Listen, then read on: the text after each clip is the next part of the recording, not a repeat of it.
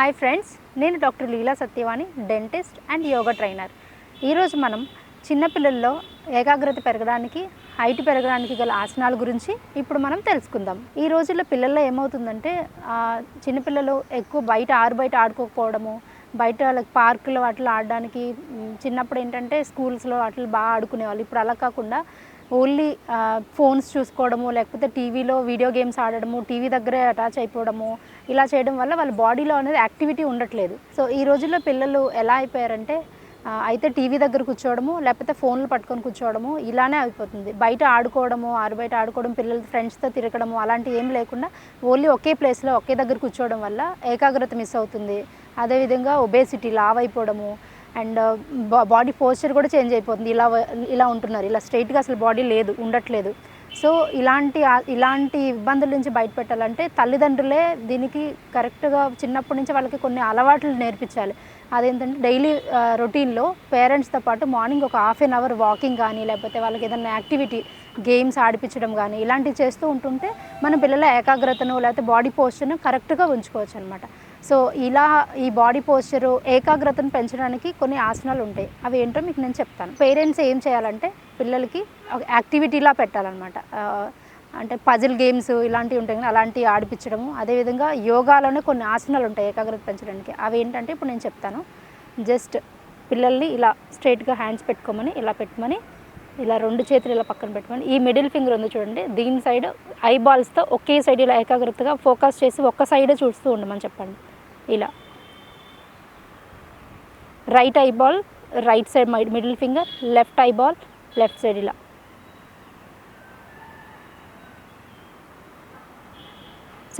So ఇలా ఫోకస్డ్గా చూస్తే ఏంటంటే ఏకాగ్రత అనేది ఒక దగ్గర ఫోకస్ అవుతుంది, ఏకాగ్రత అనేది పెరుగుతుంది అనమాట. థంబ్ ఫింగర్ ఇలా స్ట్రెచ్ చేసి ఇలా ఈ రెండు మధ్యలో నుంచి ఐబాల్స్ ఉంటాయి కదా, ఈ రెండు సైడ్ నుంచి ఇక్కడ నుంచి ఇలా చూసేటట్టు ఫోకస్ చేయించేలా ఇలా చూడమని చెప్పండి. ఇలా లెఫ్ట్ హ్యాండ్ ఇలా రిలాక్స్ పెట్టించి మేక్ ష్యూర్ అసలు ఇటు లెఫ్ట్ రైట్ చూడకుండా ఫోకస్డ్గా ఒకే పాయింట్లో థంబ్ ఫింగర్ మిడ్లో ఇక్కడ వరకు ఇలా చూసేటట్టు చెప్పండి. Make sure breathe in breathe out.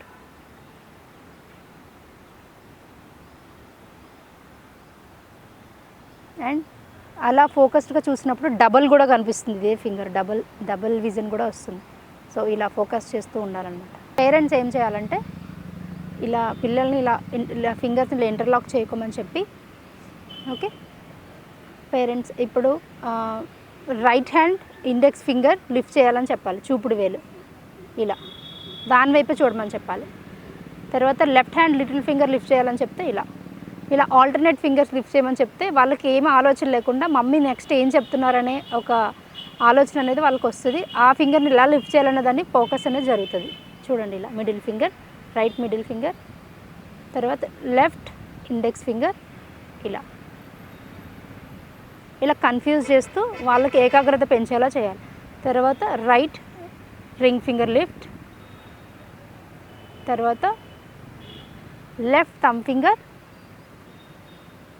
So ఇలా చిన్న యాక్టివిటీస్ చేసుకోవడం వల్ల వాళ్ళలో ఏకాగ్రత పెరుగుతుంది అండ్ కాన్సన్ట్రేషన్ పెరుగుతుంది. వేరే ఏమీ ఆలోచించకుండా ఒకే దగ్గర ఫోకస్ అనేది చేస్తారనమాట. జనరల్గా పిల్లల్లో గ్రోత్ స్ప్రౌట్స్ అంటారు. అంటే గ్రోత్ ఎక్కడ వరకు ఒక దగ్గర స్టాప్ అవుతుందంటే 16 to 18 years ఆఫ్ ఏజ్ వరకు గ్రోత్ అనేది జరుగుతుంది. సో ఈ టైంలో మనం పిల్లలతో కొన్ని ఆసనాలు ఉంటాయి, ఆ ఆసనాలు నేను చెప్తాను, అవి చేపిస్తే వాళ్ళు హైట్ అనేది పెరుగుతారు. ఓకే, ఫస్ట్ స్టాండ్ నించోవాలి, మ్యాట్ ఎడ్జ్కి రావాలి. ఓకే, తాడాసన అంటాం దీన్ని. హ్యాండ్ స్ట్రెచ్ చేయండి, బెండ్ చేయకుండా, and interlock your fingers and hand palms up to the ceiling. And legs వచ్చేసి టోస్ పైన ఇలా నించోవాలి. ఇలా నీస్ అసలు బెండ్ చేయకూడదు.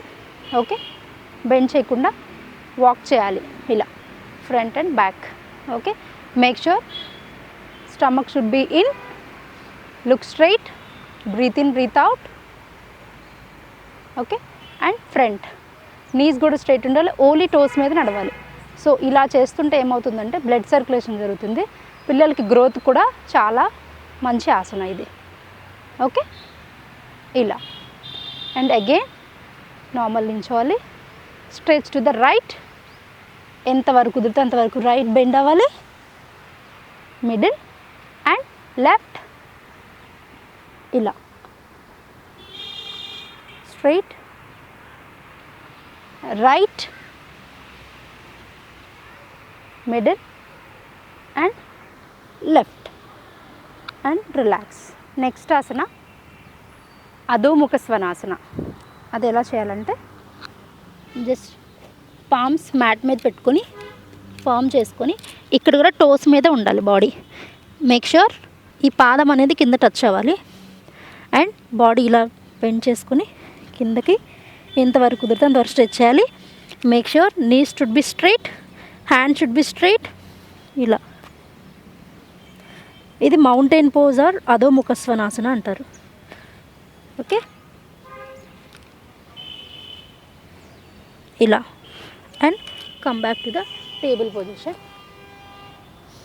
ఓకే, నెక్స్ట్ ఆసన గురించి తెలుసుకుందాం. హిప్ దగ్గర హ్యాండ్ పెట్టేసుకొని 1 2 3 ఇలా చేసుకోవాలి.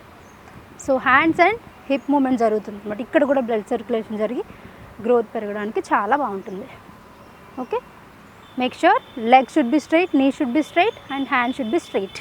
ఇలా దెన్ లెఫ్ట్ సైడ్ ఇలా 1 2 ఇలా ఇలా one side 15 times and another side 15 times ఇలా చేస్తూ ఉండాలి. చూసారు కదా ఫ్రెండ్స్, ఇప్పుడు నేను కొన్ని ఆసనాలు చెప్పాను ఏకాగ్రత పెరగడానికి, అదేవిధంగా హైట్ పెరగడానికి కొన్ని ఆసనాలు చెప్పాను. వీటితో పాటు పిల్లల్ని ఎప్పటికప్పుడు ప్రతిరోజు ఒక 1 అవర్ కానీ హాఫ్ అన్ అవర్ కానీ అవుట్డోర్ గేమ్స్ కూడా ఆడిపించాలి.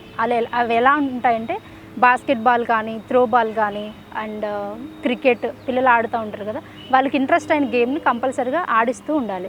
సో ఇలా చేయడం వల్ల ఏంటంటే ఈ గ్రోత్ టైంలో బ్లడ్ సర్క్యులేషన్ ఫుల్గా జరిగి గ్రోత్ అనేది ఫాస్ట్గా ఉంటుందన్నమాట.